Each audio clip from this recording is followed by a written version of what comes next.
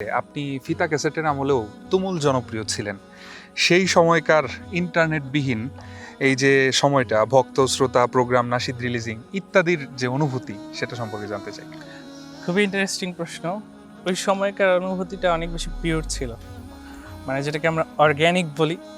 যাই হোক, আমি 2001 সালে ক্ষণিকের মুসাফির অ্যালবামটা গেয়েছি। তখন স্টুডিওতে ওই যে ফিতা সিস্টেমে, মানে তোমাকে একবারে সব গাইতে হবে, মানে সেকেন্ড টাইম one গাওয়ার take। কোনো সুযোগ নাই, একদম ওয়ান টেক। তো সে সময় গিয়েছি এবং এমনও হয়েছে যে একসাথে ফুল 12টা গান গেয়ে ফেলেছি এক ফিতার জন্য, এক অ্যালবামের জন্য। জি। তো ওটা চ্যালেঞ্জিং ছিল, বাট সে সময় যেহেতু বিকল্প নাই, সুতরাং ওইভাবেই প্রিপারেশনটা ছিল। এবং আলহামদুলিল্লাহ গেয়েছি। মিসি জীবনের পরবর্তীতে আসলো, এরপরে অচিন পাখি। এই পর্যায়গুলো সুন্দর। এবং সবথেকে মজার বিষয় এখন যেটা আমরা রিয়েলাইজ করি সেটা হলো যে ইন্টারনেট ছিল না, ফেসবুক ছিল না, প্রচার মাধ্যম ওইভাবে স্ট্রং না। তারপরও বিভিন্ন বাসায় যেতাম, পরবর্তীতে দেখতাম যে তাদের কি বলে বইয়ের আলমারিতে আমার এই ফিতাটা সংরক্ষিত। হ্যাঁ।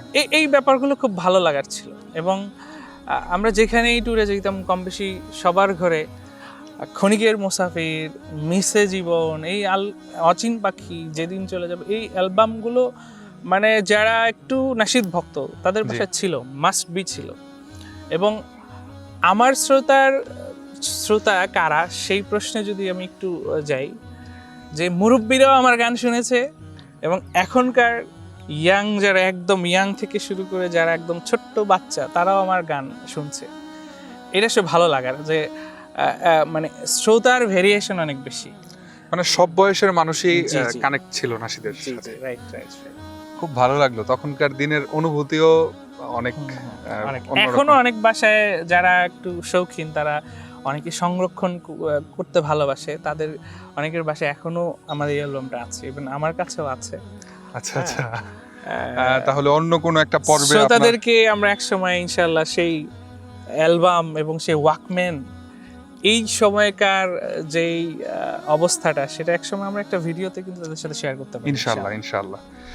ভাইয়া, তাহলে পরবর্তী প্রশ্ন হচ্ছে, পারিবারিক বন্ধনের বাহিরে আপনার জীবনের গুরুত্বপূর্ণ 5 জন মানুষের নাম জানতে চাই।